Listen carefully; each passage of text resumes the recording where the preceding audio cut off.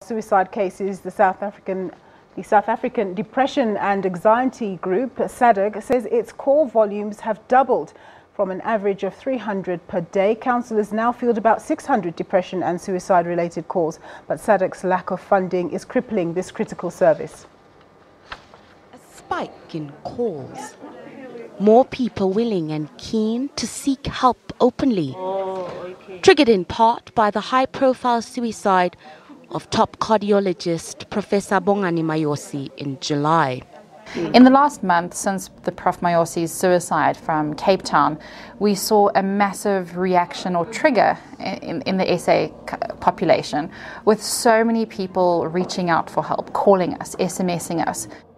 According to SADAG, 1 in 3 South Africans will suffer mental illness in their lives.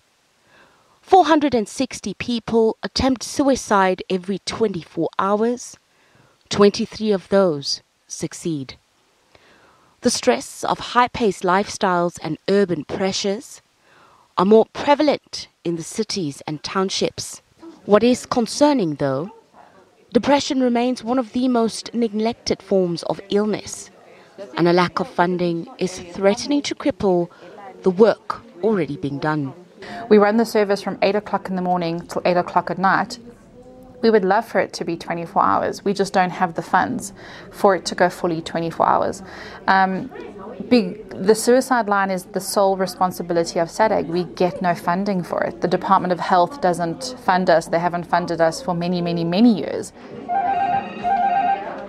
For NGOs like SADAG, they simply can't afford to rely on the meagre funding from government. As an NGO, this is one of our difficulties, is consistently looking for funding. Mental health is not on the top of many people's CSI list or top of priority. They often think that mental illness is someone else's problem, it's not a real illness. And these are all the things that we're saying. Mental health is a real problem in South Africa. Government funding cuts to NGOs across the country puts even more pressure on an already marginalized sector. Efforts to get comment on camera from the Departments of Health and Social Development were fruitless. Nozintombi Mia, SABC News, Johannesburg.